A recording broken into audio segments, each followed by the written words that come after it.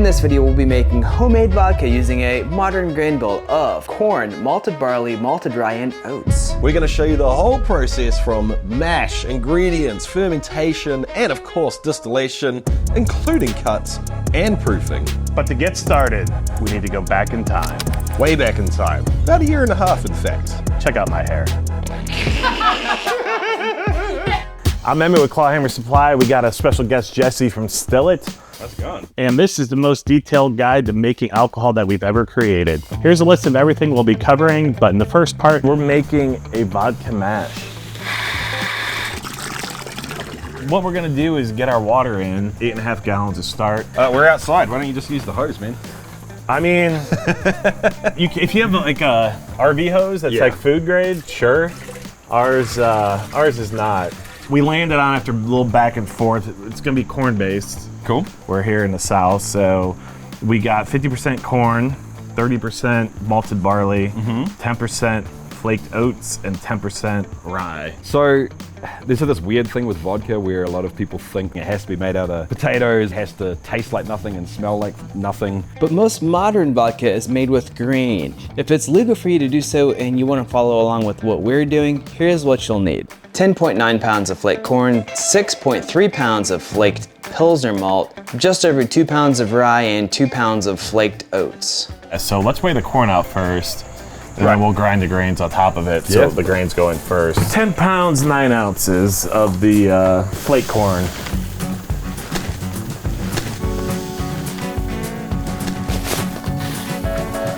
Oh God! We're only at 1 pound and you already spilled it. 2, 3, 5, 7, 8. Close enough. So this is the rye. This is 2.12 pounds. Malted rye. And if you haven't tasted it, make sure you pop one in. I mean, it's good. And 2-row going in. Some malted barley.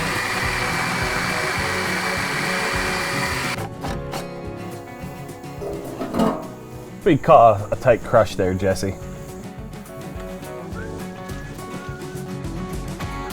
Don't forget your oats.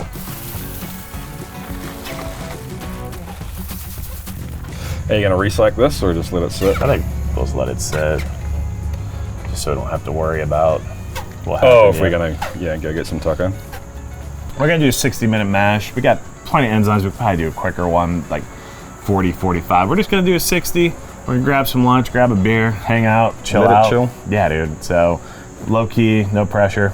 All right. Super easy mash. The flake corn makes life a lot easier. This recipe, the way I'm gonna distill it at home, I'll probably end up using a lot of it to make other products out of. Infusions will be great with this. I think it's probably gonna make a really tasty gin. I might have to experiment with that and see where the flavors lie. But if I was gonna keep it as vodka, I don't know, man, I like a good dirty martini. Vodka martini, shaken, not stirred. All right, so 60-minute mash is done. And looks like conversion went real well. Smells amazing. Yeah, it smells really good. Definitely smell that corn. Definitely smell that tiny bit of rye. No, you can't. What we're gonna do is pull the grain basket, let it drain, probably give it a squeeze because there's so much grain in there. Chill it down, and then we'll transfer it to a fermenter, sprinkle our yeast on, and we're gonna use same stuff we've been using. We're gonna do the same one? I think so.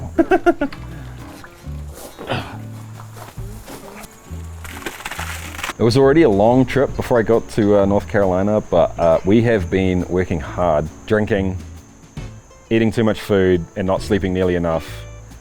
I cannot wait to get out of the state. So you like it? All right, so Jesse, we are at the chilling time. All right, man. We're sitting at 148. We're just gonna chill this down to what, 80 Fahrenheit, which is warm. I'm sorry, dude. It's warmer. I need to get this tattooed on my arm. It's a warmer fermentation than we do for beer. Yes. We got There action. we go. So we'll come back in 10 minutes when this is chilled down and we'll transfer it into the fermenter and pitch some yeast. So I'm gonna kill the pump. It's gonna kill the whole thing. Kill the power. Yeah. I like it. I'm probably gonna have to turn it back on and turn the pump back on. So I'm gonna turn it back on. And we're just gonna go ahead. Hold that for you? Yeah, we're just gonna go ahead and transfer that from our chiller into our fermenter. And there we go. Very distinctive smell. And that's all she wrote. We get on volume, looks like it, right? Right around there. I kind of like the idea of putting flavor into vodka as much as possible. Get out of there, fly. So I'm pretty cool with this. This is the White Star NGS corn. I have never used it before, but we pitched this into a couple of the things we made yesterday, and they're smelling really good. Yeah, it smells great. It smells great. Yeah, man, Right. so I'm gonna let you... We just eyeball it again? Yeah, dude. We've been all about the eyeballing with yeast. I mean, it's fine. yeah. And we're not hydrating, we're sprinkling, it's fine. I figure we overpitch a little. Yeah. About that. Yeah, dude. Yeah. Wow, this looks really different. It does, it's a lot darker. It's like little balls too, instead of Yeah. a little like mouse poo shape. Yeah. So Jesse, you pitched the yeast. We're not airlocking. Yeah. We're gonna just put the lid on to keep the flies and gnats out. We'll get some cheesecloth later. We'll never do that, but we're gonna tell people we are. But it's gonna sit like this, it'll be fine. Future Jesse and Emmett here. The original plan was for me to come back to New Zealand, recreate the wash and distill it for you so we can show it in its full legal glory. But We decided we were gonna take a trip to New Zealand to hang out with Jesse and distill it ourselves.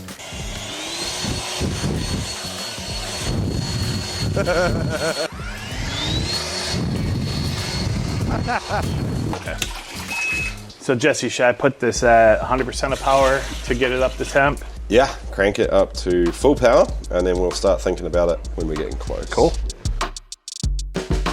How would you explain this smell to someone? It's very different than what we're accustomed to for like brewing beer. Oh yeah, it's nothing like beer at all. It almost smells like a generic tropical juice. Yeah, it smells It's just kind of fruity, right? really nice. Yeah, definitely fruity. And is that from higher fermentation temperatures? or Oh, it's the just yeast, 100%. The yeast, yeah. And you're used to smelling stuff at this point that's completely masked up with hops. Hops, yeah. And we don't have any of that going on. Yeah, and maybe some specialty malts in this. And this has got a good whack of oats in it too, which they do smell grainy, but they almost make the aroma creamy as well, you know? Yeah. Hey, Jesse, there are dead bugs in there. Yeah, adds to the flavor, dude. Obviously, with distilling, it's not something you're worried about because it's being distilled, right? I mean, yeah, we did a lot of, because we've been whipping the blankets off and on so much for all the other projects, normally I'll find a sandfly. Gotcha. You know. How full can you fill this still without having to worry about foaming up or puking? Yeah, not a lot further. You guys do have a cool design in that you have an extra little dome here, so I'm kind of taking that into account. Right now it's full to here. Okay.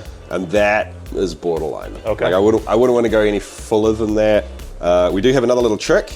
We'll throw a little knob of butter in there as well, just to change the surface tension, and as the bubbles form, they'll pop more frequently rather than just building up and building up. Nice. We'll also put that little sight glass in the very bottom of the column. So if we start seeing bubbles form up Just into slow that the sight heat. glass, we can kill the heat and Sweet. just start a little bit lower. Yeah. So how much butter for this still? I'll be real with you, dude. I'm not exactly scientific about it. No. I just kind of hack a piece off the block of butter. and Perfect. throw it in. Looks like nice butter. Yeah, it's New Zealand, dude. Yeah, that's the good stuff right there. Like, there is a discussion around the butter, whether or not you're going to get flavor from the butter coming through in the wash. I agree, you will. It's probably negligible. It's something I'd actually like to test and do like a side-by-side. Yeah, that'd be cool. You know, use 10 times as much butter and see No what butter, happens. yeah. You can also use a distilling conditioner or an anti-foam kind of product. Yeah. I always have butter on Yep. hand. That's what I use. Everybody has butter at home typically. Yeah. So. Don't use olive oil. Don't use canola oil. They taste like ass. Okay.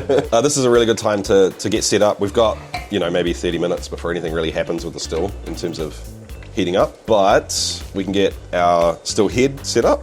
We can get our water attached and make sure that the water flow is doing what it's supposed to do. And probably most importantly, not leaking.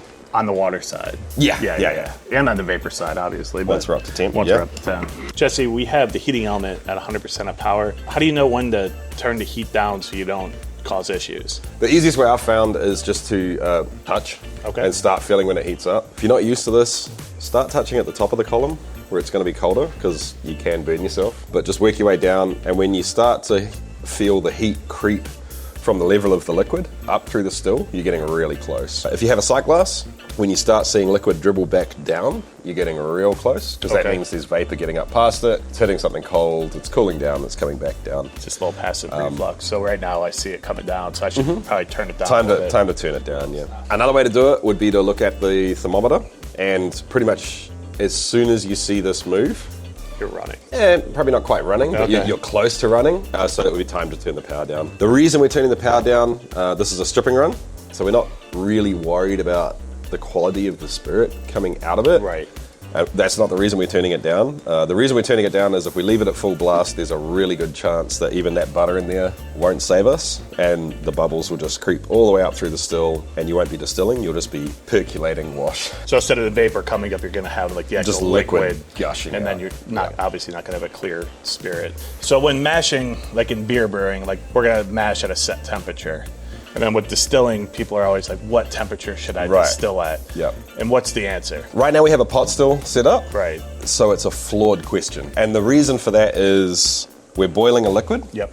That liquid is going to boil at whatever temperature that liquid boils at. Right. We're selecting a certain part of the chemicals out of that liquid and taking it off. So the chemical makeup of the liquid is constantly changing. Right. So the boiling temperature is going to constantly change. We can't control that. Right. But it's just going to boil at the temperature it boils at, which means the vapor is going to be at the temperature the vapor's at. Right. What you'll see when this gets up to temperature is the thermometer will settle at whatever, an arbitrary temperature. Right.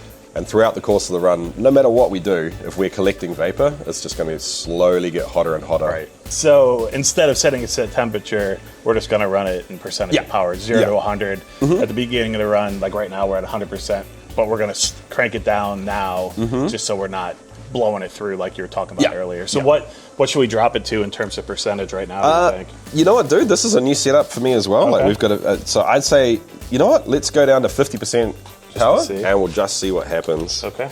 And because the boiling temperature, the liquid in the pot, is going to get hotter and hotter. Right. To maintain the same offtake speed, Slowly technically you're slowly increasing the power. So, depending on the exact wash, that may or may not be a really obvious difference. Right. So maybe you adjust it once during the run. Yeah, maybe a couple percentages of power. Is enough. Yeah. Short answer would be like, don't run by temperature. Don't run by temperature. Run by percentage of power and run by offtake and drip by right what out it of the looks still. like. Yeah. I just noticed right now that we're at 180 degrees Fahrenheit.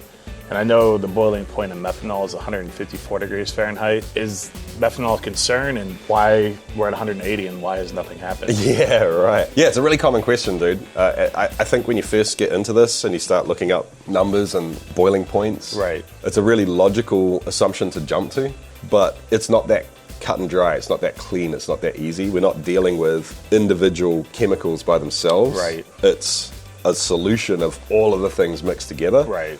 So the boiling point of this liquid is kind of more of an average of the volumes of all the different chemicals and their boiling points together. So if we had 100% methanol in here, it would boil. It would be boiling right now. Yeah. But since it's a very small percentage of methanol in the actual wash, it's going to be a much higher boiling point. Yeah, and we have probably 6 different alcohols in there and 30 different esters and a buttload of water. And all of those different boiling points are dragging the average boiling point, for want of a better word, far closer to water. Okay. You know, because 90% of this is water. Right. With the stripping run, we don't have to worry about cuts, but do we have to worry about foreshots? No, I mean, maybe if we were doing like a triple distilled something, but for this kind of run, no, not at all. We'll deal with all of the cuts later on. Don't drink the first stuff when it's coming off, because, you know, at this stage we do need to worry about it. We haven't dealt with it yet. As a general rule of thumb, don't drink like the first jar that you take off. And then if you want to have a little sample or, you know, have a smell to get a indication of what's coming later on for the spirit run, that's fine. It's not going to taste great, but it's safe at that point. So just let a jar, collect a jar, that way you know, with our size still, you're going to be... Yeah, with this size equipment, that makes sense. If it's much bigger, much smaller, those sizes are going to change, but in this situation... A jar, you're good. I can go into more detail on this when we actually get to the cuts. on the spirit run. That makes sense. So we just bumped it up to 80% of power because it slowed down a little too much. So we just put a little more heat in it, and then we'll adjust as we need. Yeah, for sure. And kind of once you're running, you're really not fiddling much with it at all. No. So I mean, the more time-efficient way to do it would be to smack it at 100% power, and then the second you see drips coming out there, drop it back down. So you can see now how there's much more, like the liquid's getting, there's just more liquid coming down. Yeah, we know we're getting real close now. It's starting to get warm, but that's probably cold. Yeah. And you would call this just a little bit of passive reflux. Yep. So right now, there's still stainless steel here that hasn't come up to vapor temperature. Right.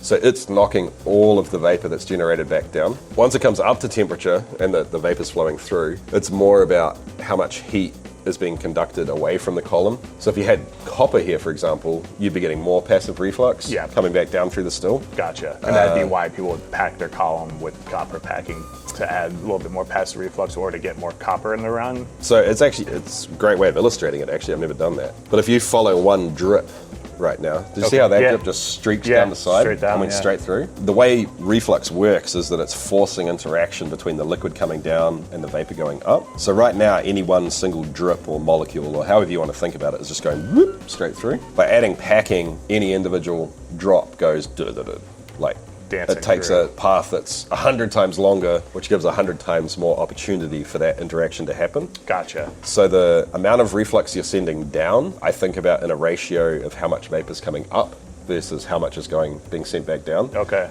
And then the packing or the plates or the bubble plates, whatever you put in between, is maximizing the benefit you get from that amount of reflux that's going down. So it's kind of, there's two factors multiplying each other. Almost. Gotcha. Okay. And then we'll probably be able to see that better on during the spirit run as well. Totally, yeah. I mean, I assume we're going to use some bubble plates, right? Yeah, that's the plan. It'll look sexy. Hell yeah. So we're being a little lazy after our safety discussion. We went up to 100%. I mean, it's not so much that it's not safe. It's just it might be a pain in the ass. Jesse, we got drips. We have, dude. And if you've never distilled anything before, you're probably really excited at this point in time and tempted to stick your finger under there or, take some of this and have a taste. This is the exact moment that you do not want to taste. If anything's going to be bad for you, the very, very start of the run is the stuff that you don't want to drink. The stripping run has started. Yeah, dude. We have drips. And then I trickling. I put the hydrometer into the Parrot. And I know a lot of people have feelings about hydrometers. I like the idea of them in stripping runs. Yep. Because you don't have to worry about smearing. It gives you an idea of where you're at. I agree. Okay. Yeah. And then in terms of drip rate on a stripping run, you'll often hear hot and fast. What exactly does that mean? Crank it up. The heat. Yeah. So in my opinion, you really don't have to worry about offtake speed at all. Okay. In terms of looking at this with a stripping run. The three limiting factors you have is how much power can you put into the pot? How fast can you heat it? Right. On a still like this, it's 100%, 2 kilowatts or whatever it happens to be. Okay. You have, is it going to puke on you if you run it too fast? Gotcha. So you kind of want to edge up to, sneak up on power. Right. And quite often it'll be that you can get up to 100% power and you never have a problem. Okay. But you don't want to just jam it to 100 and not watch. Gotcha. And the third is, can the condenser knock down the amount of power that you're putting in? Basically, so you don't have liquid vapor coming out. Or not liquid vapor, but vapor coming out. Liquid vapor, I like it. Vapor. So basically, you don't want alcohol vapor coming into your workspace that could be flammable and that is extremely flammable and dangerous. It's very flammable. And not only that, you're losing product. Yeah. Any vapor that comes out the end is waste. Liquid you don't get in the jar, right? Right. To keep track of the puking problem, having a cycle glass like this is perfect because we can just look at it. For the condenser, you can put more water through the condenser to combat that, but you'll get to a point where it doesn't matter how much water you're putting in, that's all the condenser can do. Right. And a good way to check that is just to feel down here. And if that's kind of room temperature or less, I like to have it at right around 20 degrees Celsius. Sorry, I don't know what that is in Fahrenheit. We can do the conversion, Yeah, if it gets a little bit warmer, that's fine. And you don't want to see vapor coming out the end. Yeah. If you run into any of those problems, you just back off the power. So you just want this coming out around room temp, essentially. Yeah, you just don't want it hot. You don't want it hot. Yeah. So right now, we're still at our 50% of power. Yeah, let's jack it up, crank dude. it up to 100? I'd say go straight to 75, 80. Okay. We'll split the difference, 77. Oh, I love it. Will it start speeding up? Is that... Exactly, and it's happening already. It's pretty instant. Oh, yeah. You'll notice that we went from kind of like a broken stream Now we have more of a steady stream. Ooh. And Oh, there we go. don't you love surface tension? Isn't it a wonderful thing? So it's at 110. Give it a twist. So part of the reason that I like my liquor coming out at 20 degrees Celsius Right. is that almost all of these alcometers are calibrated for 20 degrees Celsius. If you match the temperature correctly, you don't have to worry about... Temperature correct. Yeah, exactly. We're at right around 50% ABV, which is pretty much what I would expect. So from here on in, this alcometer is just going to slowly rise up more and more and more As it because the drops. ABV is going to drop. Because you're pulling more water out later in the run. Exactly, and there'll be a correlating vapor temperature to any ABV you have. Yep. So this is just going to slowly get hotter and hotter and hotter. Creep up. Yep. I brought it to 77. You think we can push it further? Well, let's check everything, right? I don't see it. It doesn't look like it's going to puke. No. We've got more head space in terms of element power. Yep. This is still feeling pretty cool. And to be honest, we're not putting a lot of water through that condenser either, so Yeah. we could crank that. I say we go to 95. 95. Oh yeah, you can instant almost. Mm-hmm. So Jesse, how dangerous is this? Right, oh, like just running a still. Running a right? still, Yeah, the things that people ask about a lot, the methanol thing. Am I going to go blind? Am I going to die? The other thing that everyone brings up is blowing the house up. Right. For an explosion, the two things you need are a combustible. You need heat and oxygen, but you also need pressure. If you just light gasoline on fire, it goes whoomph. Right. Doesn't do anything. If you contain it and stop it from expanding, that's when you get an explosion. So the golden rule, like the number one rule of distilling is it's always an open system. Right. Meaning that as things expand in here, they're always allowed to escape somewhere. Okay. Right? So there's nothing between the liquid and this point here that can block it or allow pressure to build up. Right. So it's a hobby you should take seriously. It's 100%. not tiddlywinks. This is flammable. Right. The vapor's flammable. Right. Take it seriously. Right. But it's not just going to spontaneously explode your house. Right. Yeah. It's been legal in New Zealand for years and years and years. There's yet to be a documented case of anything serious happen. Okay. Wow. You hear of it from time to time overseas. Every time you look into it, and some Muppets distilling in a closed room, no ventilation, and they got vapor pissing out the spout. Right. Smoking near. Exactly, like having a durry next to it. Yeah. Yeah. So be smart. I would suggest that it is a really good idea. The first thing you do with distilling is learn all of the safety rules. Yeah. And there's forums on that. Like I've got videos on that. Learn the safety rules, and then after that you can play. Like as long as you're being safe, the worst thing that can happen is you make a liquor that doesn't taste as good as it could have. Yeah. The best thing is you experiment and you can be creative. Right. As long as you're safe. Yeah. Perfect. And Jesse, you were alluding on the pressure, and since it is an open system, Mm-hmm. we kind of went a step further on ours, and we include a PRV in Awesome. ours, just in Yep. case somehow, I don't know how, but if it were to happen and the output got clogged or a freak accident, if pressure were to start to build up, this is going to pop at 5 psi. Right. And at that point, that pops. You turn your heat kill the off power. and you run away. No, you don't run away. You turn your heat off and you're fine because Run away. You- It's you- future Jesse's problem. there's no need to worry. So Totally. Also, if you're really worried about pressure, we have a spot for a pressure gauge. It's an add-on that you can add on, and we take safety seriously, and I know a lot of people do as well. So Yeah. this comes by default, and you can add that on as well. And remember too, so what are we at now? Just about to hit 40% ABV. So this liquid is still flammable Right. too. And the last thing you want is basically a flammable liquid being knocked all over the place and igniting. Oh yeah. So the way I like to think about it is just think of it as gasoline. Yeah. Like, would you put a jerry can of gasoline next to the fire? No. Would you smoke near an open can of? Yeah. No. And once again, it's not hard. You just need to think about it and be sensible. Yeah. We're also using electric, which in my opinion is way safer than an open flame Yeah. for obvious reasons. But you do kind of have to then think about electrical fires, liquid, coolant, and the alcohol spilling on or, Right. leaking into any electrics you have, which is, just once again, Put your be controller smart. to the Like, side. move it to the side, yeah. And use a Don't controller that has a GFCI on it, just in case. there use is a an issue. GFCI so you don't shock yourself. And our You're not controller gonna- has a GFCI. Yeah. So. And if you have a permanent setup, we have a wall bracket. I love there, having so, them on the yeah, walls, so you can yeah. have it on the wall. Yeah. That way, there's no way liquid's going to get on it. So. Exactly. Of course, too, we're in a large room with multiple doors open.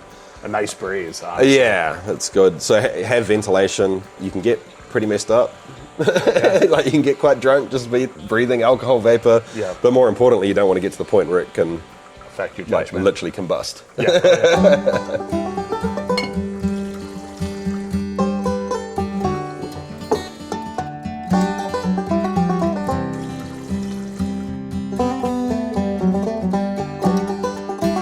I've always been told that vodka is supposed to be clear.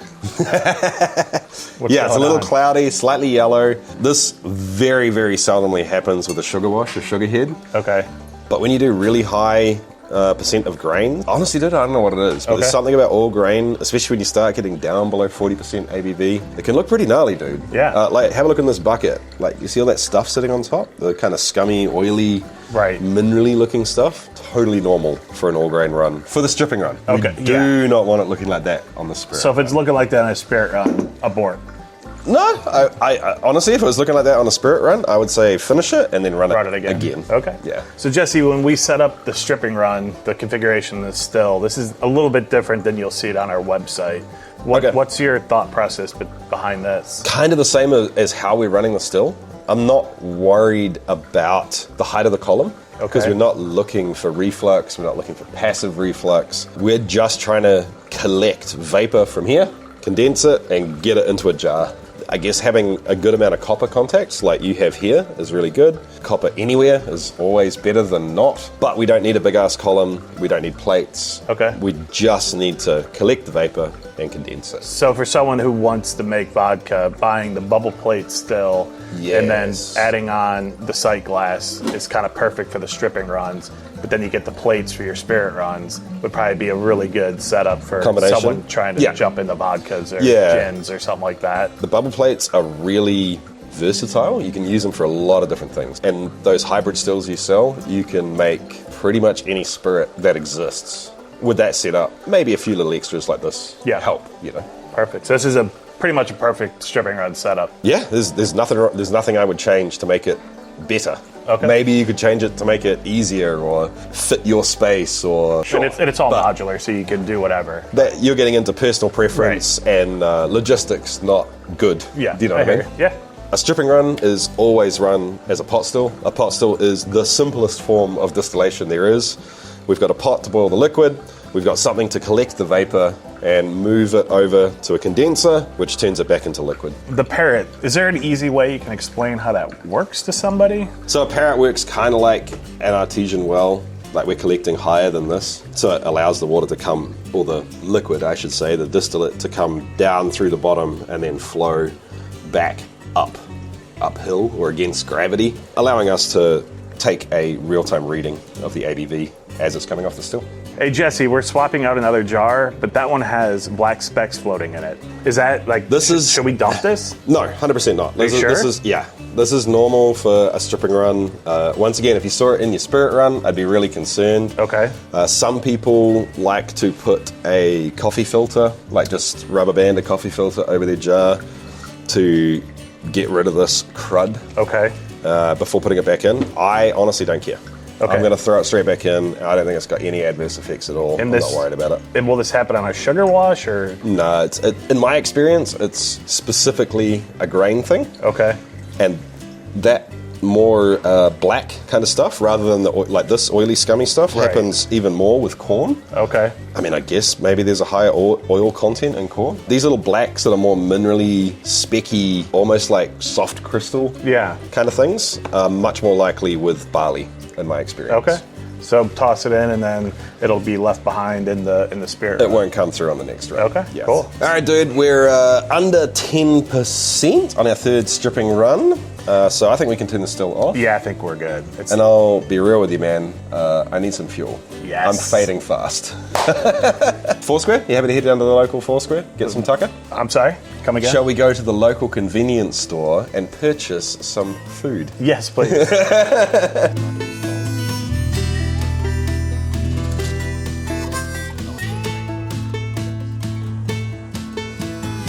This video is sponsored by Steak Bites.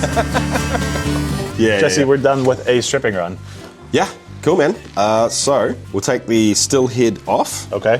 Which will let us pick up the boiler. Okay. And we can go dump it. Sweet. So we can fill it up again with more fresh wash, and just like shampoo, dude. Rinse and repeat. Perfect. Jesse, I've been around the brewing hydrometer before. Right. I think we probably should put this somewhere safe so we don't break it. And we also need to detach anything, like all of the octopus arms here. Gotcha. So we'll take the temp probe out and disconnect power. Now keep in mind too that the condenser is now full of water, so it's a whole lot heavier. Okay. The balance on this tends to get a little bit funny sometimes, so have a decent amount of free space to put it down in case it wants to sit in a unpredictable manner. Okay. And team, the stuff in here is hot, so be careful. Make sure you have your safety slides on. That's the key to the operation.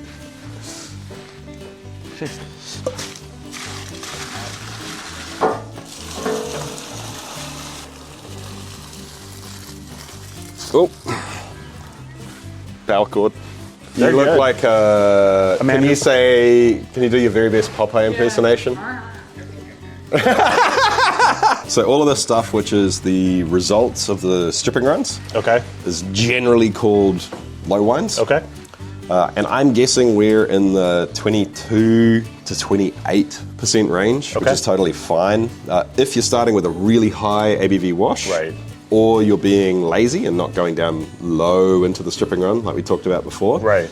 your low wines may be greater than or higher than 40% Which ABV. you should never do, right? Yeah, so it's just kind of a safety concern. Like the idea is if things actually do go wrong, you don't have flammable liquid leaking, Yeah. moving, flying all through Yeah. your distilling space. So it's very important to you be just safe, keep proof it under down. 40. Yeah. So if it is above 40%, just throw some water in there with Okay. it until it's under 40%. Sweet. We have a very, very full container, so I guess we'll bring that up and just use the ladle jars. it in. Ladle it, yeah. Until we can tip it. Be careful. Oh yeah. It's a lot of work right there. Mm-hmm. So that's 3 stripping runs to end up with half a still.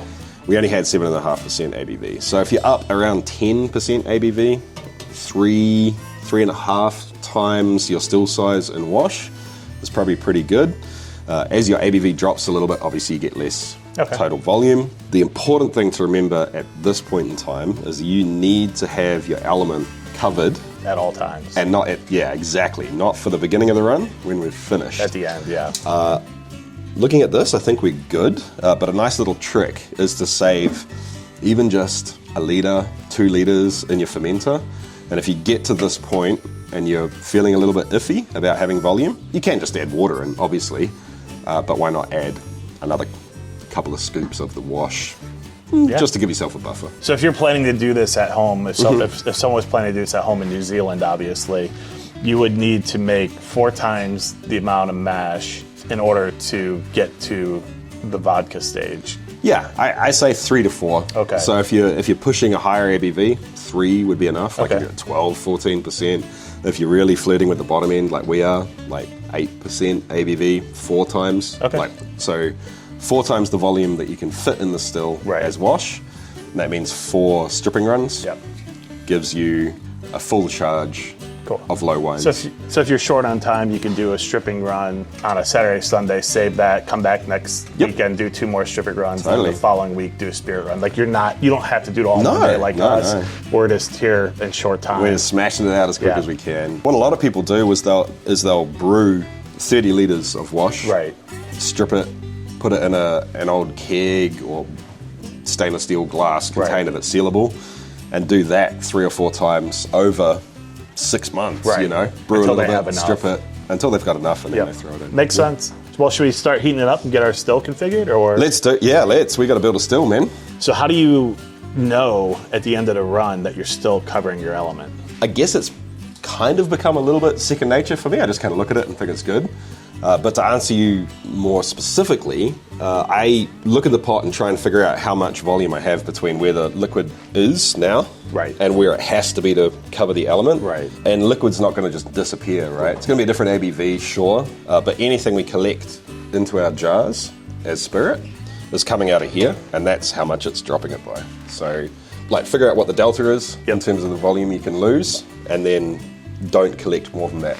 Yeah, off the makes still. sense. So we got the still set up in spirit run mode, and you can see it's quite tall. We got a couple plates, a packed column section, a deflegmator, we got our column thermometer, and then we got our main product condenser.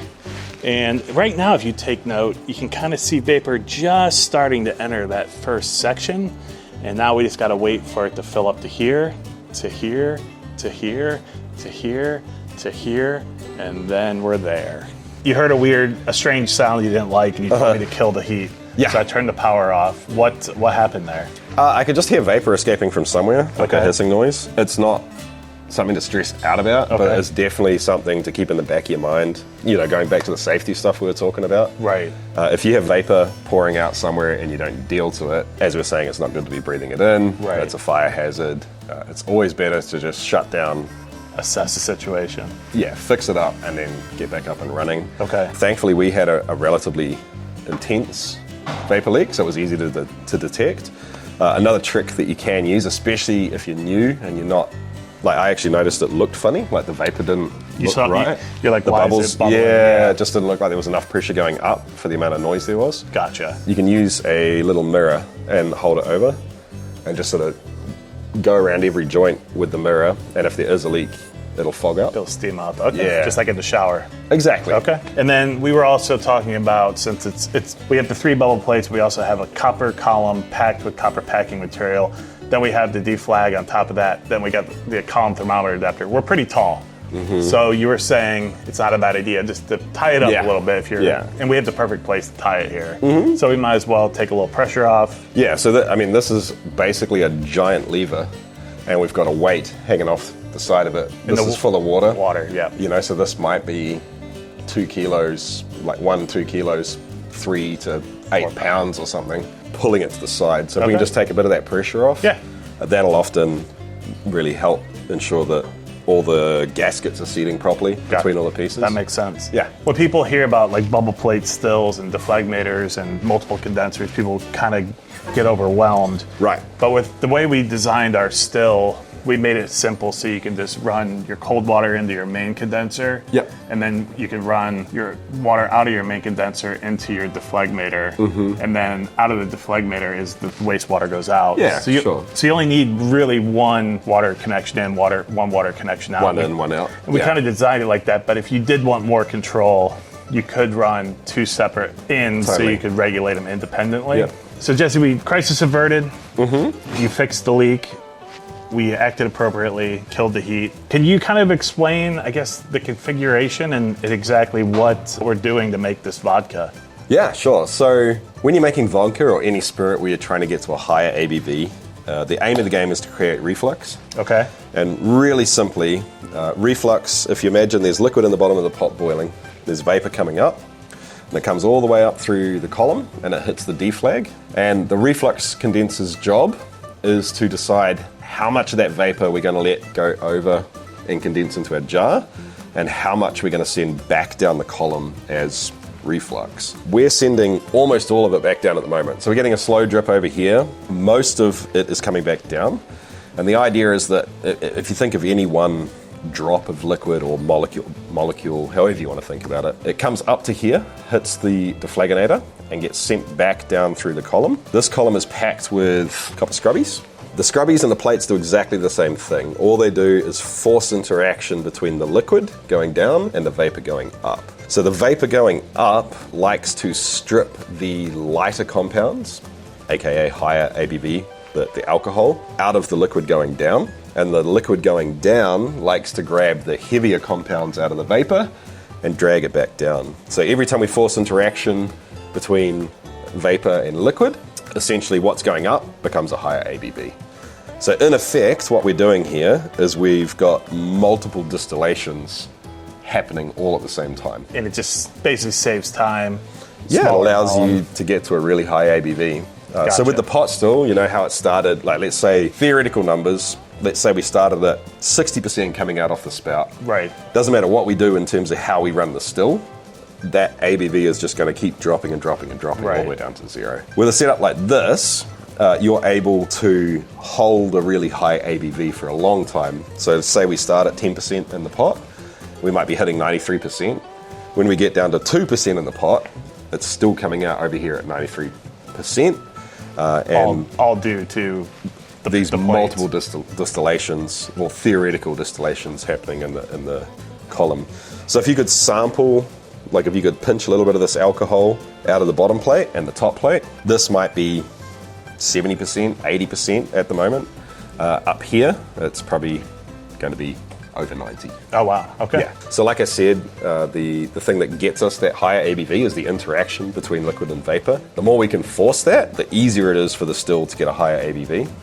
So add more plates, add another section with more scrubbies. Basically, the higher you go, the more interaction you get, the more likely you are to get or easily get to a higher ABV. No, it makes sense. And Yeah. that's kind of a nice thing, like with our stills, they're completely modular. Yeah, so you just you whack can them together add as however you many want. plates as you want. Yeah. Like here we're using our 3-plate column, but then also a copper section. So like you could add 2 copper sections, more plates, Yeah. whatever. And Yeah, totally. kind of just to customize it to whatever you're trying to do. Totally, yeah. So while we've been standing around gas bagging for a little while, we've let the still run, maybe having a drip or two every now and again coming off the other end, and that's by design. So at the beginning of the run, what we're doing is kind of balancing the column. We're allowing the column to sort itself out and to drag more and more and more of the high ABV molecules, so the ethanol, up to the top of this column and sort itself out. And the idea is that now we're going to slowly either bump up the power or reduce the cooling to allow a little bit more vapor to make it past this section and come over. The problem is if we do that too quickly, like if we just turn this off, pretty much all of the work we've done here is lost because nothing. everything's just going to go whoomp Right. straight through, you know? So yeah, we either want to slowly reduce cooling power here or slowly increase heat. power going Because into the when you pot. increase the heat, it's going to take a little bit of time for it to register and go through. It's not going to be an immediate reaction. Correct, Yeah. yeah. And you'll get it takes a little bit of time for the deflag to adjust as well. Right. So if you imagine you've got kind of warmer water coming out the top, colder water going in the bottom. Right. If you just increase the heat, it kind of needs to find a new, and it'll take a while for that heat to sort of push creep through. in. Yeah. So we're just going to bump up the heat a little bit. I think, yeah, I mean, We're at- have we got headroom? We're Yeah. at 66% We're right at 66% power. now. What do you think? I like kind of the way these are looking, so Yeah. we probably don't want to go. Too crazy? I'd say we've got maybe a solid 10-15% wiggle room on power Okay. before we start running into any issues with speed. Okay. Yeah, so let's bump it up 5% and see what that gets us. If this is your first time, you're getting product dripping off the still, you're probably really excited and you'll be very tempted to drink this. Once again, dude, just don't drink the stuff at the beginning. Are you sure? It's not going to taste good. You're not going to feel good afterwards. And this could also contain methanol, which you do not want to drink. All right, man, the water pressure is fluctuating a little. So this run, unfortunately, maybe a little bit up and down, but we're kind of in the range of offtake speed I want. Okay. So this is definitely on the slow side. Yep. And if it sits like this for much longer, we'll bump the power up Yep. a little bit. But it's time to There it start. goes. Yeah, there we go. It's time to start talking about cuts. Okay? Correct. All right, dude. So if you think about a run from the very beginning to the very end, there's going to be a few different things we're going to run into. Okay. The first one that people talk about, and honestly, this is only home distillers, they don't talk about this in the industry, is 4 shots. The idea with 4 shots is we're going to take these away and we're never going to use them again. They're never going to be ingested. Right. What they are good for is firelighter. I use them to light the pizza oven, cleaning product, like weed killer if you want to, whatever. Cool. So we'll take these, and I like to put these somewhere separate, so I'd never get them mixed up. The next part of the cut is going to be heads. So heads, if you want to, we separate them out from 4 shots because we can recycle them later on and put them back into the still if you want to. Honestly, for a vodka, I don't bother. Right. What would a good descriptor for heads be? All right, dude. So the very beginning of heads change dramatically. Like in some ways, it's the most expressive part of the run for a vodka. For me, they go through three phases. So the first is like a volatile nail polish remover. It can be potpourri-ish cleaning product.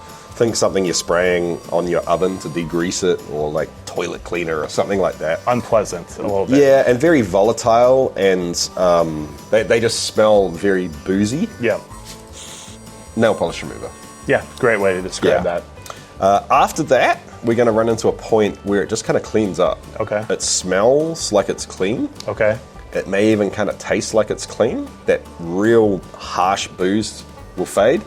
The fake potpourri flower things will fade. Okay. And a lot of people fall into the trap of switching to hearts then. It's a trap. It's a fake heart. Yeah. That's a perfect way of putting it.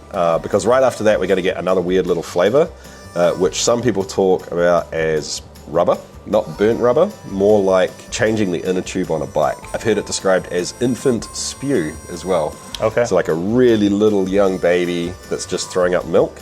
It smells a little bit like that as well. And once we get past that, then we're into the good stuff. Okay. While we're collecting the heads now, how does one know when to switch over from heads to hearts? Yeah, sure, dude. It's one of those things that I hate to tell you, man, but you just kind of need some experience on it. Like, really, the only way to do it, in my opinion, is with your senses. Okay. And that changes 100% if you're in a production environment and you're making the same wash, the same size, on the same still, over and over. There's a whole lot of information you can have, right? Like how much you've collected, the ABV that it's coming out at. And you have reference to know. Yeah, temperature at the top of the still, the ABV it is here. Right. But for home distillers, like for me, I almost never run the same recipe twice. And if I do, it's never back to back. Gotcha. So the only way to know is to taste, feel, smell, and look. I'd suggest probably still not tasting it at this point. And if you do, like, just don't drink it. It doesn't really smell like something I honestly want to ingest at this point anyway. But dip a little finger in that and then smell this again. See how that's kind of harsher? It's more volatile. Like, you can even feel it just wanting to it's like nail disappear polish. off your hand. Yeah, it just evaporates immediately. Yeah. What did you say before? Fake hearts? Yeah, Yeah, fake I hearts. think we're kind of into the fake hearts right We now. call it farts. Farts. The farts. This is definitely way better than that was. Yep, that cleaning product kind of smell is gone. So we're getting near the top of this glass. Okay. And there's a reason we're collecting in small glasses, which we'll talk about later on. Okay. It means, essentially, that we don't have to make big decisions about our final product while we're running the still. Okay. And this is a great demonstration, right? Like, we're finding it hard to balance the still. There's something weird going on with the water pressure here.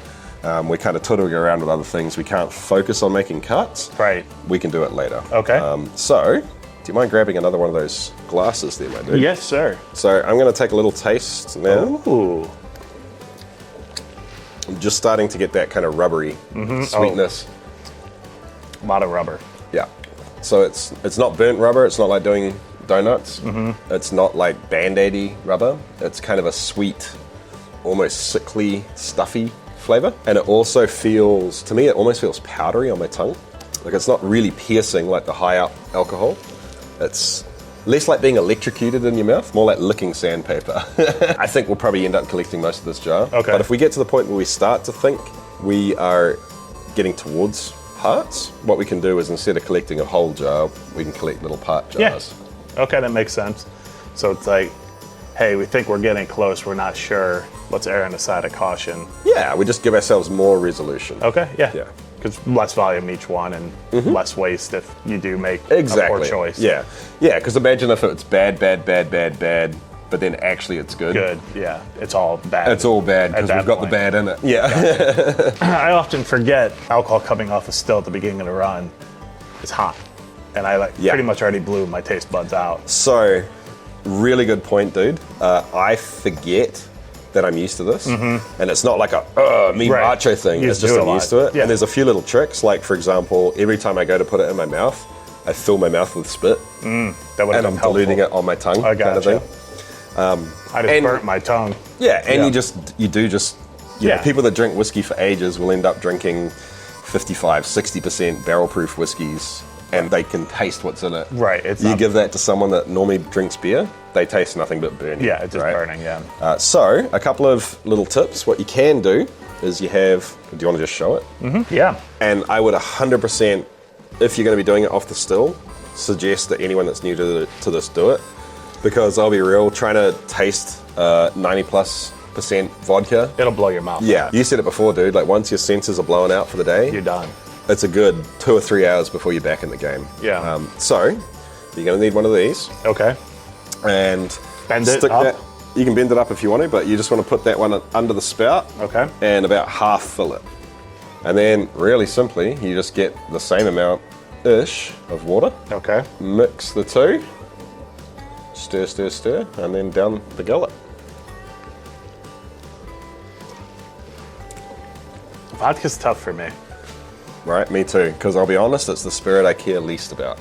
Vodka is cool because it lets you make gin and absinthe. Because it's supposed to be, by definition, odorless, flavorless, right? Yep. I would say it was tasting pretty. I didn't taste anything that put me off, Yep. to say it that way. So, feel free to do that again. Okay. I'm going to ask you a few questions. Okay, yeah. You can do this with a syringe if you want to be like more accurate and consistent, but I think sometimes with these sort of things, the method that you will actually use is one. better than the method that's technically better. I hear you. Do you taste the rubber still? I feel like I do. Do you? But I can't tell if that's rubber or heat. Right, Bernie. Yep. Do you taste any other flavor? Besides alcohol? Uh-huh. Maybe a tinge, but not much. But again, my palate is not in Think tune. of... Actually, load up one more time, because I find quite often priming people to look for something while it's in their mouth is easier than trying to remember something that you never knew you tasted. Do you know what I mean? Gotcha, yep. An open sack of grain. Like that powdery... Yeah, Yeah. it's grainy. I think I'm actually tasting the rye and the oats more than the corn. That's and it's malt. rye. Yeah.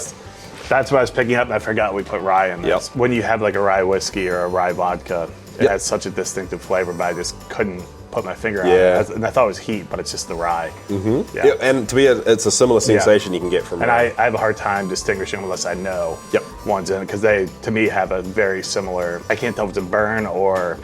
Right. the Yeah, a rye mouth flavor. sensation. Yeah. So for me, that's another indicator that you're into hearts, where you Okay. actually start to taste the ingredients, not weird chemically flavors. Gotcha. So we've gone past that Bernie potpourri, fake cleaning products. We've gone into that fake, it seems like it's clean hearts, but there's just something still off with it.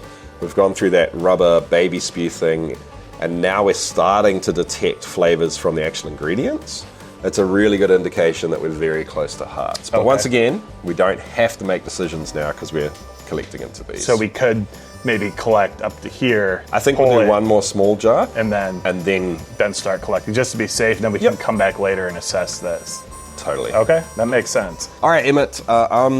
I'm thinking that somewhere between here and here, you're going to be able to easily detect tails. Okay, Back here, I started getting a hunch that something wasn't quite right. okay. Here, A little hunchier. I was a little hunchier, and now I'm absolutely certain. Okay. So, what I want you to do is taste this one first Okay. and see what you pick up, my man. The initial taste is normal. It's nice. It's still It's kind of pleasant, grainy. Yeah. but there's something at the end. Oh, is astringent the right word? That is the one word that I would use to describe it, but it's kind of adjacent to astringent. Okay. It's not. I can't describe it either, dude. Okay. It just feels wrong. Like it feels kind of Harsh? It feels basic and acidic at the same time somehow in my mouth, and it plays out like being a little bit I pulled my nose astringent. out. Yeah. All right, go to this one. Okay. Whoa. Yeah, right? So now the good flavor is kind of dying off. There's no bad flavor, but it's that same sensation dialed up to 11, right? It's crazy from this amount Right, only this much. to this amount. Yeah. It's night and day. Yeah, and now taste it coming off the still. A little bit, probably. Yeah. Yeah, that's not good, right? Ooh, yeah.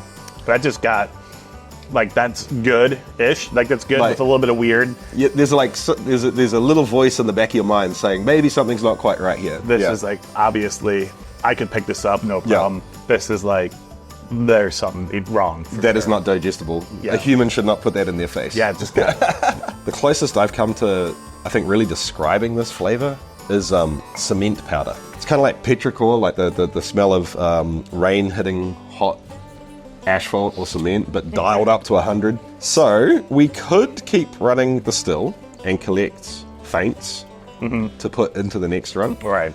I tend to think that when it comes to vodka, running a still in full reflux, Right. it's not really worth it. We've taken all the good out. Most Like of them. maybe we'll get a 0.5%, a 1% bump in economy on the next run. It's not worth it. We can Flip the kill the switch. power. Yeah. So Jesse, we stripped, we spirit ran, and now we have a bunch of random jars. Mm-hmm. What's going on here? This is basically the timeline from beginning to end of our spirit run. We kept them in separate jars, Yep. so we can come back and reassess them later on. Correct. When you start getting a little bit more used to, comfortable making cuts, what I like to do is try and pick a cut point in the run, Okay. but keep it all separate.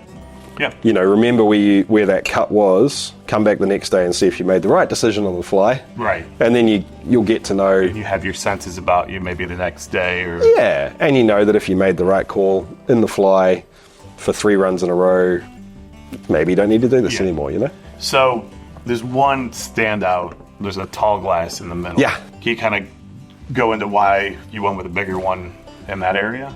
Purely because we didn't have enough little glasses, Okay. really. And It we, wasn't because you were confident we were... yeah, and that's why I did it in a big glass. I Gotcha. knew we were in hearts Okay. here, so why not, do this instead of having 3 of these little guys? But for if you're each. just getting out, maybe just use all the same size. Exactly. Okay.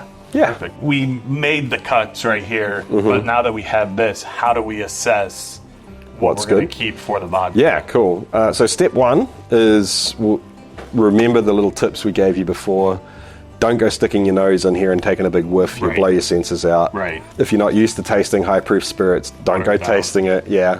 In fact, Yeah. your spoons are there, mate, if you want to use those. I'll need them for sure. So what I like to do on a run like this, Yes. if you have it all lined up like this, Yep. is start where you absolutely know you're in hearts. Okay. So you start on the good stuff, Yep. and then you don't wreck your senses by tasting something terrible by mistake. Okay. And you kind of eke your Out. way out. Yep. So you eke out. Heads. You eke out to the heads, and then you eke Down out to the tails. Okay. Yeah, and you just kind of make an Yep. assessment as Okay. you go. And that's like by feeling, smelling, Yep. tasting. I mean, I'm going to be disgusting and put my fingers in this. No, it's 90 it's- something percent yep. alcohol. It's not going to hurt anyone. And even though it's legal in New Zealand, it is for personal consumption only. Yep. I'm not allowed to share it. I'm not allowed to give it away. It's for me. Right. Don't hate on me for being disgusting. All right, hearts.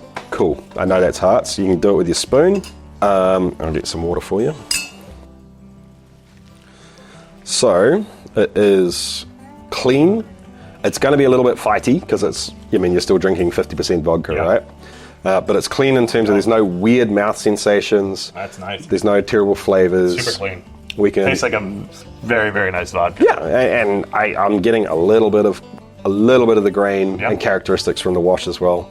Personally, I think everything I've ever distilled, you can taste something from the ingredients, even though it's clean. So the idea of vodka as a tasteless, odorless, I say it's BS, personally. Yeah. Oh, yeah. I like to work down towards tails first because Okay. I find it easier to detect tails. Okay. And tails are less likely to ruin my senses. Okay. Yeah. So this is a keeper.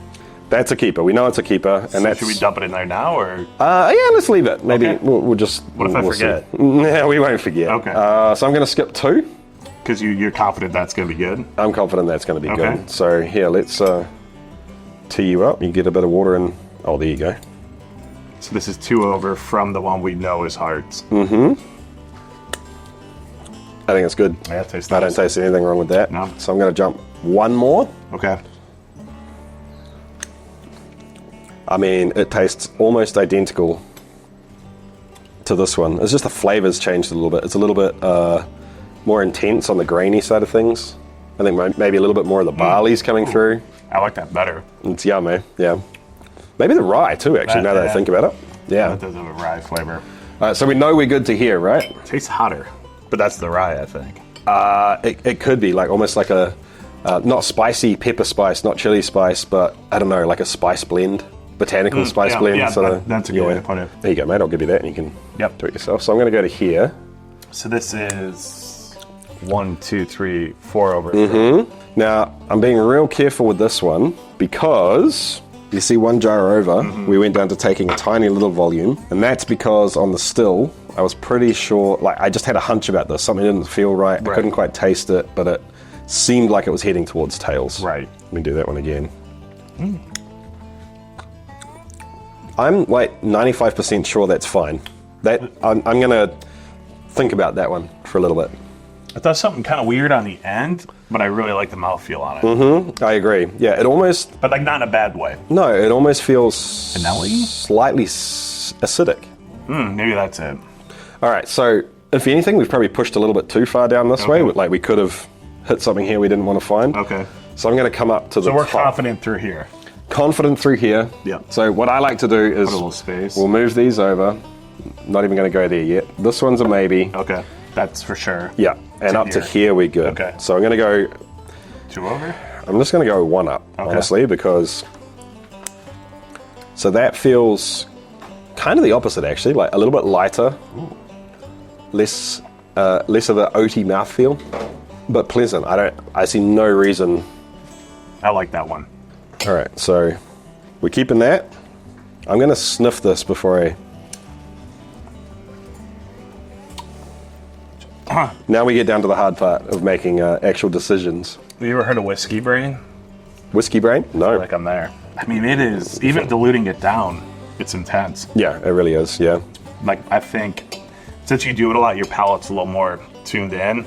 At this point, I think I could only taste something that's, like, way off base. Okay, so that's a good point, and I was going to make it in a second, but I think we're at that point now. So this one's really borderline for me. I don't know about that one. I don't love that. Yeah. Do you want to re-experience heads, or do you just want to not go there? I mean, I'll go there. We're here. Maybe just smell it. I like the mouthfeel on that, but it's got a little weird, something weird. Yeah, it's a bit too volatile. Maybe like it's kind of just evaporates a little bit too much for me. Okay.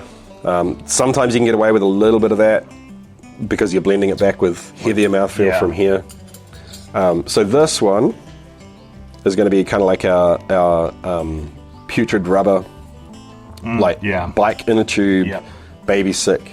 I think bike inner tube is like a that's perfect example. Yeah, that's what it is for me. And this one, to be honest, we did cover these overnight, so a lot of the more volatile stuff would have disappeared. And what would be best practice? Like, I've seen people leave like cheesecloth over, or like... I mean, it's a bit tricky, right? Because ideally you don't want to put anything in there that's going to potentially dissolve and get back into the spirit. Because this is really, like, this is a... Very high proof. Yeah, and I mean, it's something that's going to dissolve a lot of things. Gotcha. So ideally, it would be glass, stainless, maybe put a lid copper. on the jar. But do you want to leave the jar open if you're going to do it overnight, or close the jar? You know what? I used to say that, dude. No. Doesn't matter. I don't think it's... Distilleries aren't leaving stuff out overnight. Yeah, I hear you. And a lot of the more like interesting volatile things can disappear. That you might want in like a gin or even a vodka. Yeah, like that kind of fruity thing that's happening here, and the grainy thing that's happening here. So, all right, so we've got that inner tube thing, the kind of fake hearts that we talked about. It's kind of clean, and then we're getting up into the weird cleaning product. Not even worth going back to. I'm not going to taste that, but if you did, you'd have like a weird prickly sensation along the side of your tongue, side of your cheeks. Your mouth will just go a little bit numb, not enjoyable. Let's go back down here. And you know what? Actually, I'm going to jump all the way down to the terrible stuff. Don't stick your nose in this and take a giant whiff. Literally start up here. Like start smelling and then just work your way down. Okay. Until you start to get it. Because you don't want to blow your nose out. Right. But to remind yourself what nasty vodka tails taste like. And then we're going to go back to this and think about it. So that's the one that I describe as cement. Like opening a bag of cement powders in the air. And you know what? Thinking about that, the aroma on this one's fine. I think we literally caught it as it changed. I like that one. Yeah, so I'm gonna say that's in, dude. Now the question is this one, right? That might be my favorite glass. Well, it's the most like whiskey. I think that's exactly why. Honestly, dude, I think this one's okay too. Sure. Now that I say that, I'm just going to say we'll leave it out. Okay, I agree. Wait for like a second and then think about what it feels like in your mouth. Yeah, I feel it's almost like the sensation from star anise or cloves. Yeah. Like you start going a little bit numb. Yep. It's on the top of my mouth for sure. Yeah. Often when you proof this kind of stuff down, like as the ABV drops, that can be a bit of a trap because it comes out, like it makes the vodka really jaggy. Proofing this down makes it worse. Even if it's at 50%, it feels hot. Almost because you have that weird sensation. Yeah, more so. Yeah. Okay. All right, dude, so I think we found our hearts. This is our That's what we're keeping. Yeah. Okay. I feel good about that. Yep. So, if you're keeping feints, for those that don't know, feints are basically the leftovers that are worth keeping from the cuts process. Right. So we wouldn't, I wouldn't even bother with stuff way up here and way down there. I wouldn't bother with any of those tails, to be honest. Okay. But maybe like these three jars, if we wanted to, we could put those into faints, and you would add those back into the still On your next, spirit run. when you're putting either your stripping run in, or if you're doing a one and done, you'd add it in with your wash. Yeah, so whenever you do your spirit run, you put it in. Yeah, so if you Okay. do your stripping runs first, put the low wines, which are the results from the stripping run, into the still, and then whack faints in. And that'll just increase the amount of alcohol in the still. Yeah, because that was borderline, right? Yeah. Like, do we want it? Do we You not can want clean it? that up a little bit. Exactly. Yeah. Yeah. If we had made a tighter cut and had it in here, Or we had to split this jar in half. Yeah, we would've- exactly. We would have caught it. So I guess it makes sense. Now, what we need to do, you know what? Should we get the bad stuff out of the way? Just so we don't get confused. Yep, because I've done that before. Not my first rodeo. All right, so what we're going to do now is we're going to measure all of these going into there, To see what the alcohol content is. what the volume is. The volume first. Yep, and then just because it's easier, we only have to do Gives it you once. for the math, yeah. Yeah. And then once they're all mixed together, we will finally take a reading on our ABV, which I am very interested what we hit.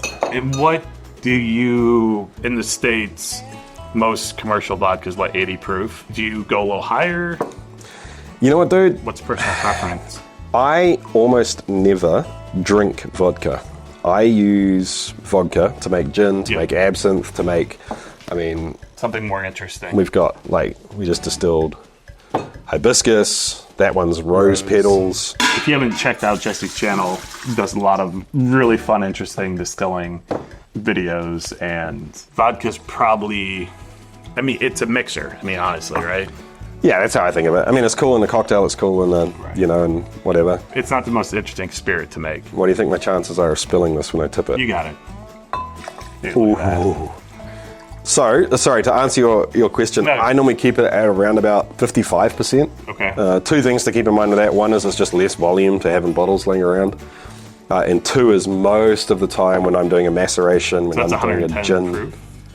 proof? Correct, yes. Okay. Yeah. So instead of 80 proof for a normal vodka, 110. When you're doing a maceration, having a higher percentage You got to pull out. helps a little bit more with speed, sometimes flavor. If I'm making gin, I can macerate the botanicals. And then for a little if less. you were making a gin cocktail, you could always water it down a little bit more. Or you could add more. Well, I'm soda. gonna redistill it for gin. But if you were making... Oh, right. if you're making a vodka drink, you didn't want 110, you just throw a little water in there, a little more soda or whatever. Or yeah, exactly. You're diluting it with soda Yeah. or tonic, or you fill the shot glass Just up, do less- 3 quarts less full, up. yeah. All right, so 1.7, Liters. No, liters. 1.7 liters, yes. 0.449 of a gallon, just under half a gallon. So it's 1.7 liters. 1.7 liters of alcohol we distilled, which is just a bit under, roughly about a half gallon, I think. So right now you're just filling up the hydrometer to see what our proof is now? Yep, my huge test jar, because I've broken every other test jar in the building. As long as it floats. Whoop, jeez, I dropped that hard, didn't I? I think we said if we beat 93, we win. If we fail 93, we lose. I'm just going to put a little bit... We win either way. Oh, totally. But I sneakily think we hit 94. Oh, really? Yeah. That's pretty impressive, because we weren't running it especially slow or It was a long day. We may have pushed things through a little. a little quicker. You know what? We have a slight issue because this is reading 95.6. This is reading 97. What is this calibrated to? How temperature-wise? 60F. That would be 15.5 degrees. Oh, okay. Yeah, that'll be why. So, for those of you that don't know, you guys are watching a beer channel, so you probably know this anyway. But all of these little jobbies are calibrated to a certain temperature. And if the temperature of the liquid you're testing is different, they effectively lie to you. 94. 94. 94%. Dude. Victory. It tasted pretty damn good, so I would have been surprised if it wasn't at least 93. Yeah. And that was... But that was also a killer wash, man. That was an all-grain vodka wash. I'll be real with you. 3 stripping runs. Yep. A spirit run on a vodka. Yep. Almost seems like a waste. I'll be real with you. Generally for vodka, I don't bother with all grain. No. I'll do partially grain with a bit of sugar to boost it up. It tastes really nice. Wait, though. that was the booze, that was wasn't the it? booze. Yeah. All right, man, so the only thing we have left now is we know it's 1.7 litres. We know it's 94% ABV. All we need to do now is proof it down. So, I'll be honest with you, I've gotten lazy. There's a cake calculator on our website. What's the website? ChaseTheCraft.com. Under resources, there's a calculators page. Yeah. So, I mean, normally vodka is bottled at 40%. Yep, 80 proof. Yeah, 80 proof. And I think generally that's because it makes them more money. Oh, okay. I mean, we can be swanky if you want and make yours like 42% or 45%. 42 and a half. Oh, okay. All right, so pretty much exactly 2 liters of 2 water. liters of water will get us to 42 and a half. So it'll be 2 of these. So 2 liters of fresh New Zealand water. Yeah, so I'm using tap water that's filtered. Our tap water here is pretty damn delicious already. Very nice. It can be a little bit chlorine-y, which is why I'm use the filter. Yeah. My thinking on this is whatever water tastes good, use it. You can play around with using softer water or harder water. It will, like you can taste the difference in tap water, right? So we're putting in more water than there is vodka, so it makes sense that if you can taste the difference in the water, you'll taste the difference in the the vodka. It's gonna come through. Oh yeah. Now, there is a couple of crazy things that can happen to spirit. Louching? Technically, it can loosh. Loosh. Damn it. I've only seen it written. Yeah, and right. I've never heard it. I mean, I might be saying it wrong. This might be like the New Zealand mocha, Right. chicken fillet thing. I don't know. Right. Yeah, I know. Looshing can happen for sure. Yep. And looshing is basically, there's a bunch of stuff in solution in the alcohol, Right. but when you proof it down, the alcohol is no longer high enough to keep that in solution. So normally, that's gin, absinthe. With the oils and all that. Yeah, stuff coming from the botanicals. And then you can just add more high proof alcohol to clear it out, right? Yeah. There's a gin. Or you wear it as a badge of honor and you're like, dude, That's a I've good got gin. so much flavor in my gin, it's cloudy. There's a really good gin, a small distillery in Colorado, and theirs is like on the cusp, but if it gets a little bit cold, it'll be cloudy, like in the bottle. Once it's cloudy, it's cloudy. But I'm like, there's a reason I love this gin, because that means it there's smacks. a ton of flavor and oils, and it's so good. Yeah. But like Americans, I think most people, a gin's clear. Like it's not cloudy. So like It's a marketing thing, dude. Like, But they should be calling it hazy gin or something. right? Like, that's what that I was the would thing do. with beers for ages, right? And then, you know what? Screw it, we'll steer into it. Yeah. And now, what's the most popular? And dude, the beer the ever. best gins, in my opinion, are like that. There's flavor in that stuff. Parallax, my friend. So if you were like a super nerd, or probably in the distillery, it'd all be by weight, or Definitely by weight. Yeah. But again, my thinking is, close enough. once again, this vodka's for me. Yeah. I'm going to drink it. Yeah, no, Do I care if it's 42 or 44? Not really, man. but I was just saying, if you were like, you would. Totally. Yeah, totally. Yeah, no, that makes sense. Yeah, because you got to be within 0.5% in most places. Okay. The other thing that can happen is a thing called saponification. Wasn't gonna come up with that ever. I was trying to guess, but no. Oh, right. Basically, you can make it taste like soap. Oh, In my experience, it's really freaking hard to do. okay. I've only experienced it once, and that was a distiller pointed it out to me. I think some people mistake a spirit that just needs to be melded back together as saponification. Okay. Saponification's irreversible. Once it happens, it never goes back. Okay. So if you think you've done it and then you wait 5 days and it's better, it wasn't It never saponification. happened. Okay. Yeah. The fix to not creating saponification in the spirit is to proof it down really slowly. Yeah. I'll be real with you, dude. We're not going to sit here for 3 days and slowly add this in. We don't have time. I'm going to do it quick, but I'm also not just going to go whomp. Okay, I hear you. Yeah. Kind of like making a milkshake with citrus in it, right? Like you don't just dump milk into a whole lot of citrus. okay. Yeah, You yeah. add citrus to milk slowly. Or like eggs and citrus, it'll cook the eggs. Okay. Yeah. So you're adding in the second liter of water slowly, so we don't have subhumanification. Subhumification, exactly. We don't want What was- subhuman in our What was the word? Sorry. saponification. Saponification. Like soap. Oh, gotcha. Okay. And does it literally taste like soap? Yeah. Oh, interesting. I've never heard of that. Now, pro move. Okay. We measured this. We put it into the calculator. Yep. But what if we screwed up? Nothing. Yep. And you can always add more water Can't take it out. and take it out. Gotcha. Yep. So I'm going to just test this and make sure we're like trending in the right Okay. direction. This is a double check. Yeah. Okay. That we need 300 mils if Gotcha. I'll be real with you, dude. Sometimes I just tip a little water, test it. Yeah, I mean, it's for your own, it doesn't matter. Yeah. Yeah, we're trying to make a true, delicious vodka by definition, so we're taking it a little bit more seriously than anybody in their backyard in New Zealand needs to. Well, I mean, I figured do it right. Well, yeah. It's just that I don't care about the label. Do you know what I mean? Yeah, no, I hear you. No, for sure. Yep. So we're right around 55%, so we're on track, dude. Okay, perfect. This is what you said. There was vodka in there. So that's it. That's 2 liters? I screwed up. There was vodka in there already, so I wasn't. So I messed it up already. I tipped water into vodka. I don't know where we're at.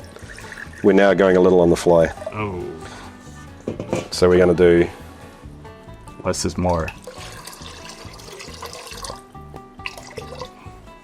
I feel like we're good. Wherever we're at, we're good, is what I'm saying. Yeah, we write that on the bottle and we act like we meant it. Happy. That is 46%. Emmett's like a moment's away. Actually, it's more like 47. You know what, dude? Yep. Let's, wait. Yep. Water. That's alcohol. Let's just do this, eh? We should have just stuck with the 2 liters at the Should've beginning. just dumped it in. We just made it confusing. But for once everybody. again, it's the point, right? Sometimes you mess up.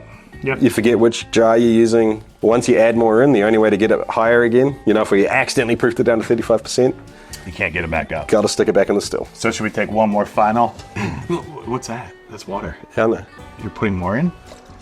Yeah. Well, I mean, because the volume keeps getting greater, so the same unit of water doesn't drop the percentage the same. So if you've got 1 liter at 95 and you put a cup in, that might drop it down to 80. Oh. But then if you put another cup in, it'll only drop it down. It'll drop it really? less. Well, it's percentages, right? So it's... Oh, math.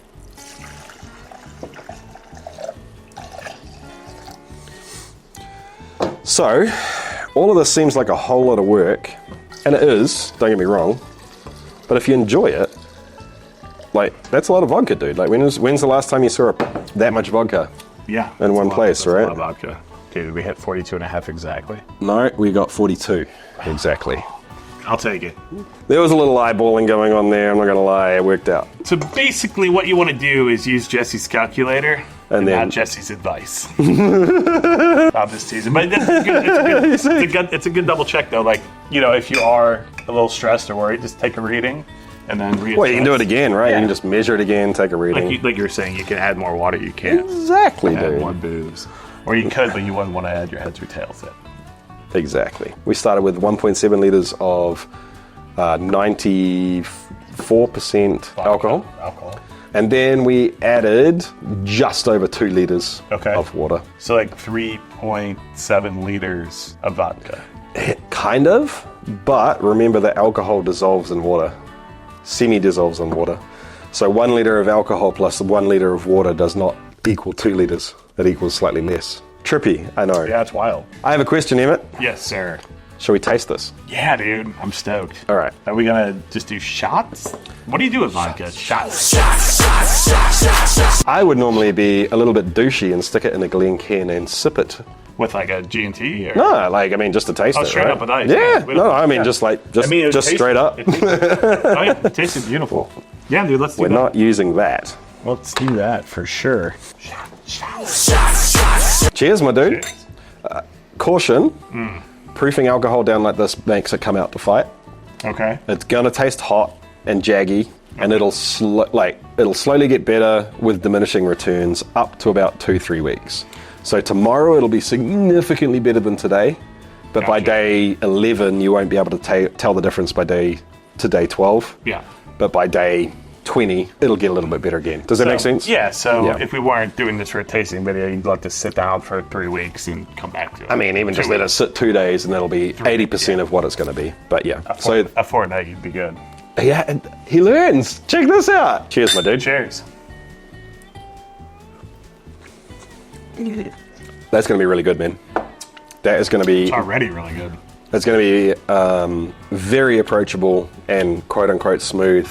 I really like the oats. Awesome mouthfeel, eh? And you can actually kind of taste them. Yeah, It tastes 100%. just a little bit like porridge. I mean, Oatmeal. I don't Sorry. drink a ton of vodka, but this is good vodka. One of the Yeah. best I've had recently. Cool. And this is before it's even sat down for a minute. Awesome. He's had exactly 0 vodkas in the last... recently. Vodka's not my drink. No, me either, dude. But yeah, I agree. And I like a vodka It has a little something. that is different than another vodka, beautiful. you know? I mean, it's very this nice. has some character. Man, that would have been a great whiskey. Mm-hmm. It's a delicious vodka. Would have been an amazing whiskey. Yeah. So I hope you guys enjoyed the video. While you go on to find other awesome videos, I'm going to have a moment of silence for the whiskey that could have been. Jesse, this has been a wild ride. We made This has been the awesome. mash. We did 3 stripping runs. We did a spirit run. We proofed down vodka. And we could finally say on the Clawhammer channel that we have made vodka. It only took us 18 months Yeah, it only took us 15 years. and about 12 inches. Yeah. So, again, we want to thank Jesse for hosting us, hanging out, showing us around New Zealand. Check out his channel. It's Stillit, or his website, chasethecraft.com. Great dude, makes great booze and tons of videos, tutorials, anything you want to know about distilling. You're the channel to go to for sure. Thanks, man. Appreciate it. Absolutely. This has been a blast, dude. do it again. Absolutely awesome. Next year. Fun. Yeah, I'm down. All right.